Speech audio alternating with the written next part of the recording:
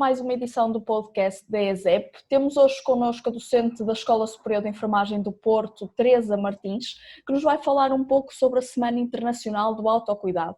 Antes de mais, gostaria de agradecer a sua presença e a sua participação neste podcast. E gostava de lhe começar por perguntar que de 16 a 22 de novembro celebra-se a Semana Internacional do Autocuidado.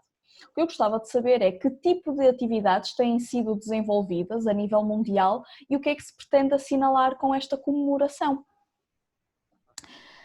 Pois, muito boa tarde. Então, a Semana do Autocuidado é uma campanha que nasceu a nível do Sistema Nacional de Saúde inglês para, de alguma forma, enfatizar e celebrar um pouco e divulgar o que é o autocuidado.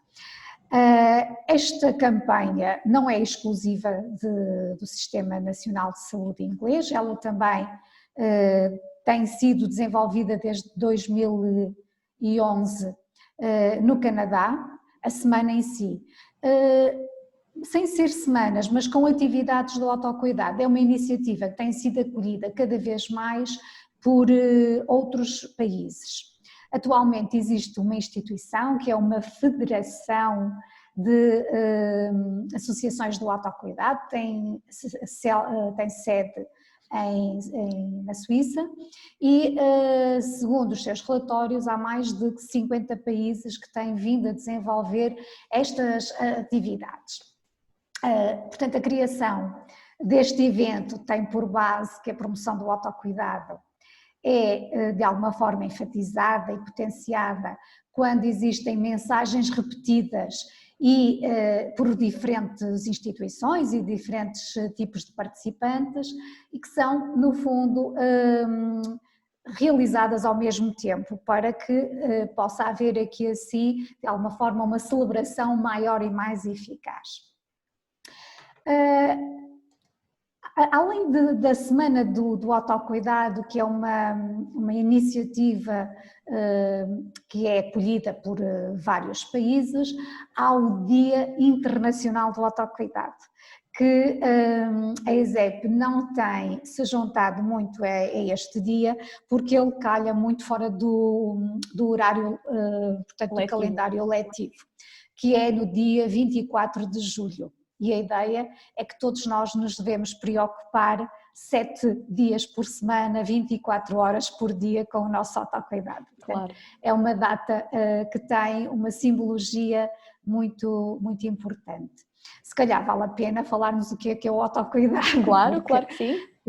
Sendo que todos nós, quando falamos em autocuidado, percebemos o que é o autocuidado, se calhar a sua definição ajuda-nos a concretizar melhor.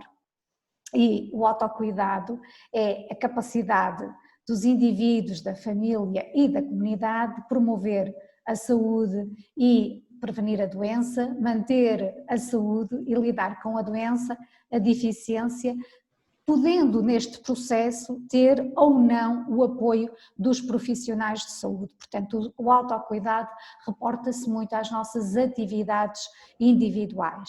E, portanto, cada vez mais percebemos que não é por ações institucionais ou por deliberações normativas que a pessoa consegue ter melhores resultados em saúde. De facto, é importantíssimo cada um compreender a sua possibilidade e o seu potencial para gerir e manter a sua saúde.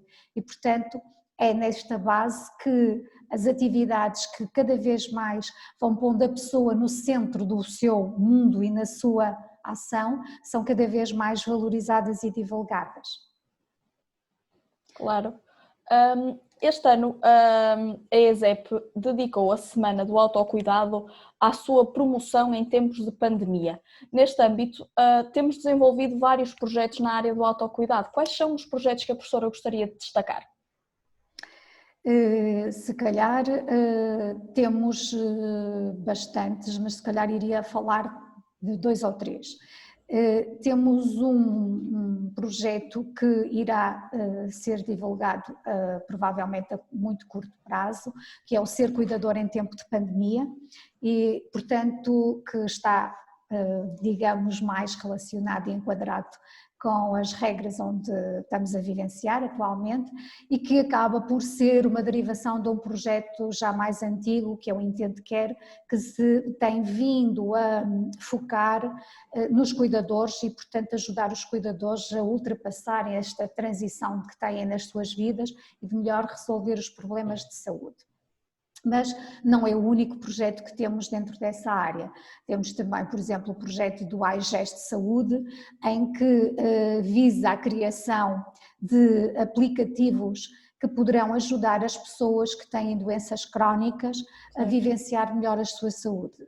Temos neste momento dois subprojetos dentro deste grande projeto, um dedicado à pessoa com cancro e um outro para a pessoa com diabetes. E também dentro da área das tecnologias temos também os Nursing Games, ou seja, é um conjunto de projetos que visam a criação de jogos sérios, portanto aplicados a situações da vida e da saúde, mas com a vertente de proporcionar às pessoas uma aprendizagem e perceber melhor e gerir melhor os seus problemas de saúde.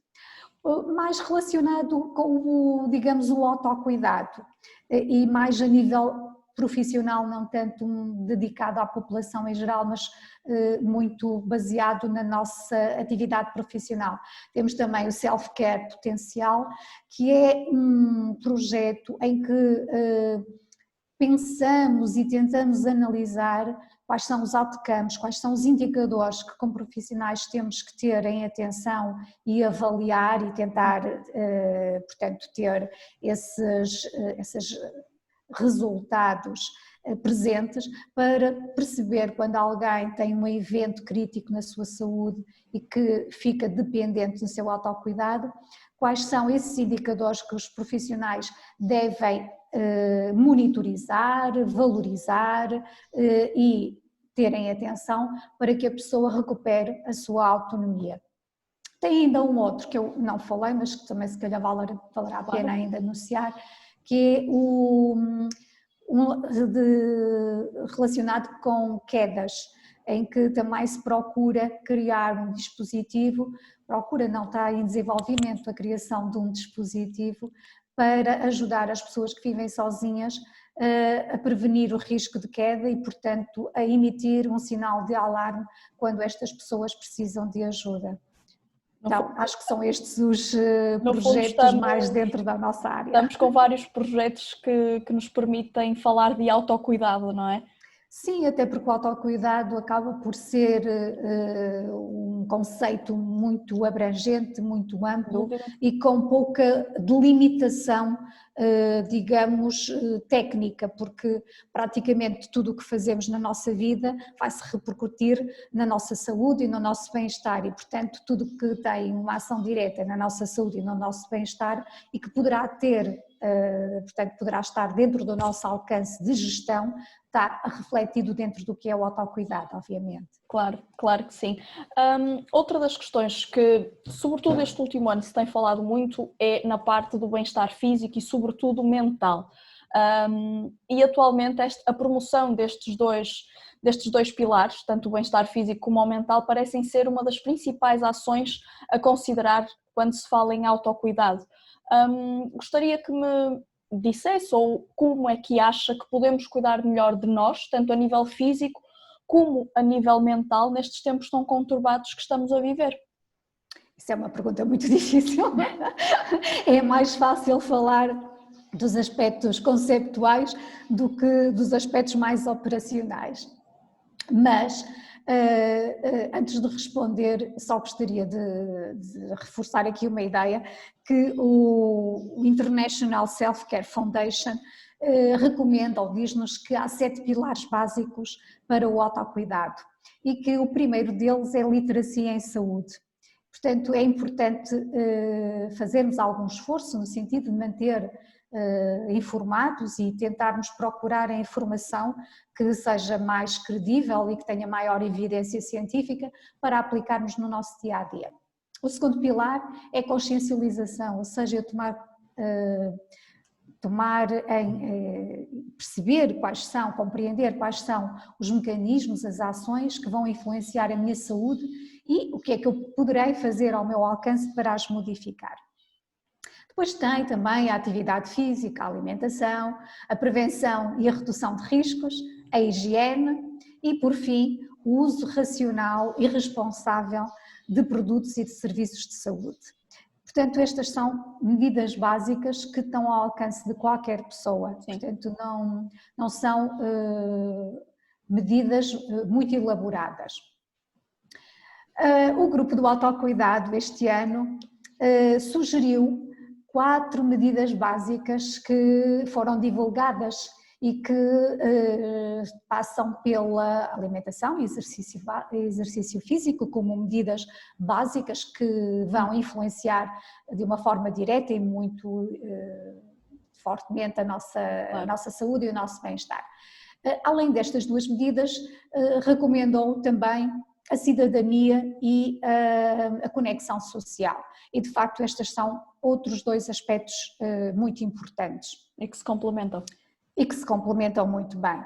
Portanto, no fundo, eu diria, e partindo dessa base do trabalho que o grupo fez, que há aqui também 4 aspectos importantes, desde compreender a nossa função biológica e respeitá-la, portanto não podemos lutar contra as nossas limitações físicas, temos que nos alimentar, temos que nos mover, temos que fazer exercício físico, temos que dormir o tempo suficiente, temos que nos hidratar, etc.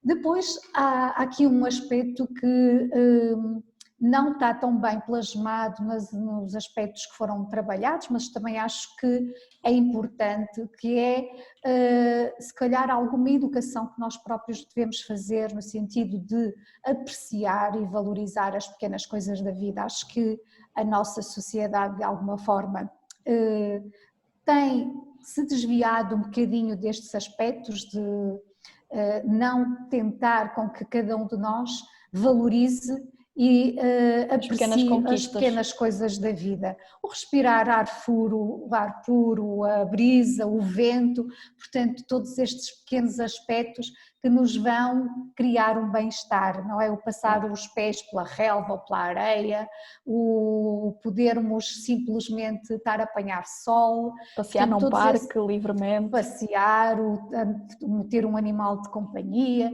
portanto todos estes pequenos aspectos que nos dão de facto bem-estar, nada como apreciar a natureza e estarmos no meio dela. Depois, o outro aspecto que foi divulgado e que tem um aspecto muito importante é a nossa componente social. É importante que compreendamos que aquilo que nos é pedido é distanciamento físico, mas não um distanciamento social. Há uma diferença muito grande entre estes 2 aspectos e é muito importante contactarmos, continuarmos a conviver junto das pessoas com quem gostamos, com quem nos damos bem, com quem apreciamos a sua companhia e, portanto, hoje em dia as tecnologias acabam por ser um recurso extremamente importante que nos poderão manter em conexão. Que nos facilitam um bocadinho, não é? A conexão e, portanto, é importante recorrer a estes meios para mantermos a nossa saúde mental e também continuar a falar, a preocupar-nos com os outros, a saber as notícias, etc. Portanto, é importante esta componente social. E eu diria que a componente da cidadania é também um aspecto importante, não só pelos nossos comportamentos específicos nesta época de pandemia que devemos cumprir e ter uma consciência que devemos ser agentes de quebrar as cadeias de transmissão, portanto não me deixar contaminar nem ser um elemento que possa pôr em risco a saúde dos outros, sem dúvida, mas também através de uma atitude em que nos possamos contribuir para um ambiente mais ecológico, um ambiente mais sustentado, mais rico em valores. No fundo, quando eu devo também preocupar-me com aqueles que não têm, se calhar, tanto potencial de saúde, que não têm, ou porque estão doentes, e portanto eu devo-me também preocupar com essas pessoas e tentar criar algumas atividades ou algumas atitudes no sentido de os facilitar e de lhes dar apoio. Portanto, esta cidadania é também um aspecto que é extremamente importante no sentido de criarmos também para os outros que eles possam também sentir uma melhor saúde. Há um lema relativamente ao autocuidado, que é o caminhar em conjunto, portanto fazer um projeto em conjunto para que possamos ter um mundo mais saudável, e de facto faz todo o sentido, claro, esta ideia, não é? Sim, é que, sem dúvida alguma. Caminhando sozinhos podemos chegar mais depressa, mas todos juntos vamos chegar mais longe, sem dúvida que será um pouco por aí que passará aqui este nosso percurso em termos destas ideias que temos para o autocuidado. Claro, se todos nos unirmos conseguimos mais facilmente chegar onde queremos. Exatamente. Eu acho que sim, que esta é a grande motivação e será sem dúvida o nossa grande ponte e âncora de referência. Claro, claro que sim. Por último, não sei se gostaria de deixar alguma mensagem sobre esta semana dedicada ao autocuidado. Pois, a mensagem de facto esta ideia de mantermos atentas, mantermos participativas. Eu acho que o autocuidado dá-nos precisamente toda esta filosofia de vida e a ideia de que é importante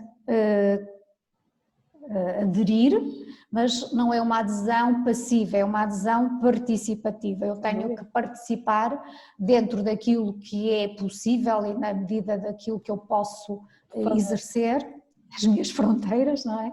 Mas devo também ter um papel ativo na sociedade, quer seja a nível pessoal, quer seja a nível da família, quer seja a nível do grupo de amigos, quer seja a nível da minha instituição onde trabalho, da minha escola, da minha instituição de trabalho, portanto, porque tudo isto são elos de uma rede que estamos todos interconectados e, portanto, estamos todos em movimento e, portanto, é importante o sentir-se parte de uma rede e mantermos este caminho e esta ação.